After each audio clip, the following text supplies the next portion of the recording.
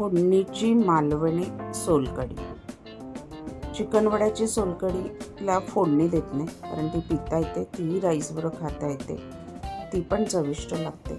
आणि आज आपण बनवणार आहोत फोडणीची सोलकढी. ही पण थंड करून पिता येते, राईसबरोबरही खाता येते.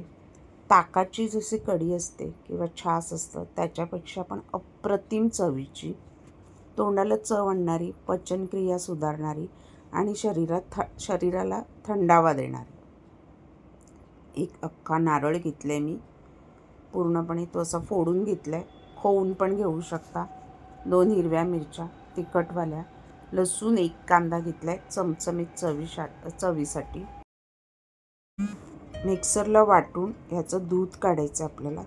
मऊ चांगलं वाटून घ्या. दूध काढताना थोडं कोमट पाणी वापरा, म्हणजे व्यवस्थित त्या खोबऱ्यातला चव बाजूला होतो आणि छान नारळाचं दूध आपलं निघतं. तर साधारण 1 नारळाचं आहे ना, मी 1 लिटर एवढं दूध मी काढलं आहे. तर ती सोलकढी घट्ट पातळ कशी हवी त्याप्रमाणे. पियायची असेल तर थोडी पातळ ठेवा, नुसती पियायची असेल थंड करून.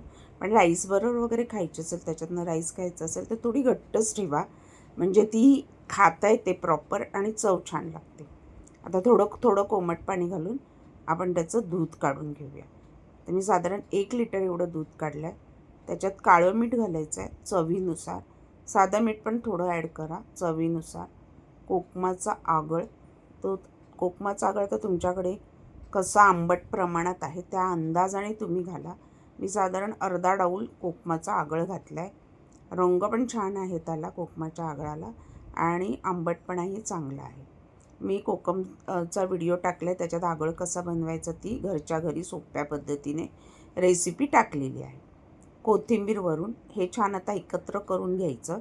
आता ह्याची फोडणी शक्यतो तुपात द्या, चव पण छान लागते, तेलाचा असा वास येत नाही सोलकढीला.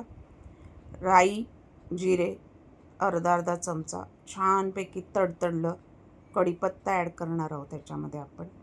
अगदी पाव चमचा हिंग ॲड करणार आहोत, म्हणजे त्याला एक खमंग छान, आणि ती कढी पचायला पण अजून हलकी होणार. ठेचलेला लसूण साधारण 7-8 पाकळ्या. लसणीचा कच्चेपणा घालवायचा आहे, एवढं चांगलं छान असं खरपूस ते परतून घ्यायचं आहे. आणि ते परतल्यानंतर आपण जी सोलकढी रेडी केली आहे ती त्याच्यात ॲड करायची. ॲड केल्यानंतर बारीक गॅसवर ढवळत राहायचं आहे. फक्त गरम करायची आहे, उकळायची नाही. उकळली की कढी फाटणार. नारळाचं दूध फाटतं जास्त उकळलं की, आणि त्याच्यात आंबट कोकम असल्यामुळे लवकर फाटू शकते ती. आणि मी फक्त गरम करते. आता ह्याच्यामध्ये तुमच्याकडे जर आगळ नसेल तर तुम्ही कोकमं घालू शकता अंदाजाने. कोकमं पण कशी आंबट आहेत त्याप्रमाणे. आता नुसतं गरम केलं आहे. आपली सोलकढी बघा तयार आहे राईसबरोबर खाण्यासाठी. मालवणी फोडणीची सोलकढी.